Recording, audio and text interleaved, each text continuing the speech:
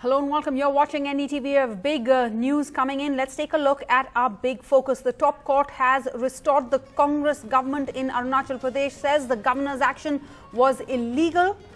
A huge setback for the BJP, a shot in the arm for the former Chief Minister Nabam Tuki, who says it is a victory for democracy.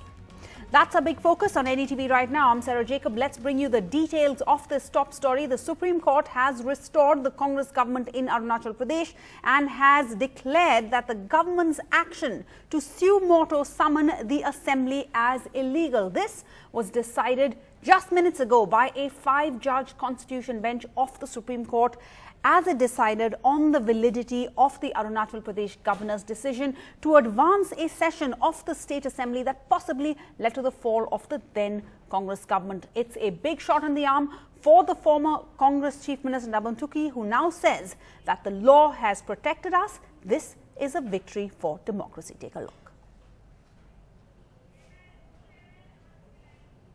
Justice तो देगा ही देगा, क्योंकि देश का सबसे बहुत बड़ा उच्च न्यायालय है, उसी से हम उम्मीद कर सकते हैं। तो उनका जैसे उम्मीद को वो पूरा किया है, क्योंकि ये देश का रक्षा हुआ है और ये देश का संविधान का रक्षा हुआ है, डेमोक्रेसी को ये बचाया है।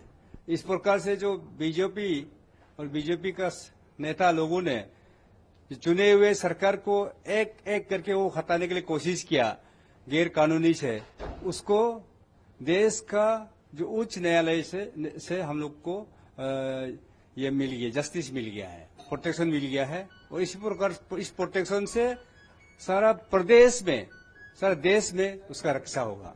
Sir, what do you have to say in English, sir, to the Supreme Court verdict? The Supreme Court's verdict today is a historic verdict, and this will pave way for whole of the states in the country to protect the healthy democracy in the country. And this is a historic and remarkable judgment which were expected by the people of this country. Sir, इसका interpretation क्या है कि जो आपकी सरकार थी उसको क्या रिस्टोर किया गया है? क्या इंटरप्रिटेशन है इस जजमेंट का? अभी का जजमेंट में जो गवर्नर ने 9 दिसंबर को जो असेंबली सेशन को प्रीपोन किया, वो बर्खास्त किया गया है, और जो असेंबली सेशन में एजेंडा जो सेट किया वो बर्खास्त किया है। डिप्टी स्पीकर ने जो ऑर्डर पास किया हो उसको भी बर्खास्त कर दिया गया है, और 15 दिसंबर में जो स्थिति था वो वापस आ गया है। तो 15 दिसंबर की स्थिति ये थी कि सरकार आपकी थी उस वक्त वहाँ पे? इस वक्त सरकार हमारा था, और उसी जो जजमेंट का अनुसार पर सरकार वापस आ गया है।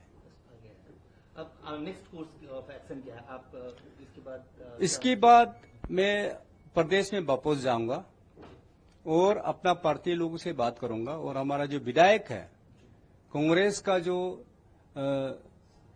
47 जो एमएलएस है, उन सब से हम लोग मीटिंग बुलाएंगे, उनसे बात करेंगे, और जो भी चर्चा, जो भी पार्टी का अंदर में जो भी विचार होगा वो विचारधारा के अनुसार पर हम लोग फैसला करेंगे। क्या इसके बाद कोई कॉन्फिडेंस वोट लेने की बात होगी आपकी तरफ से, क्योंकि कुछ डिफेक्शन हुआ था, तो अब क्या वापस जाने के बाद क्या कोई कॉन्फिडेंस? वो कोर्ट जो फैसला करेगा उस हिसाब से हम लोग जाएंगे। अभी जो भी कानूनी तौर पर जो भी करना चाहिए वो हम लोग करेंगे।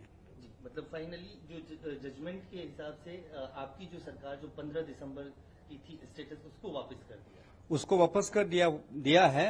अभी details of the judgement copy अभी मिलना बाकी है। उसको डिटेल्स को मिलने के बाद में मैं डिटेल्स में फिर आपको मीडिया में आऊंगा।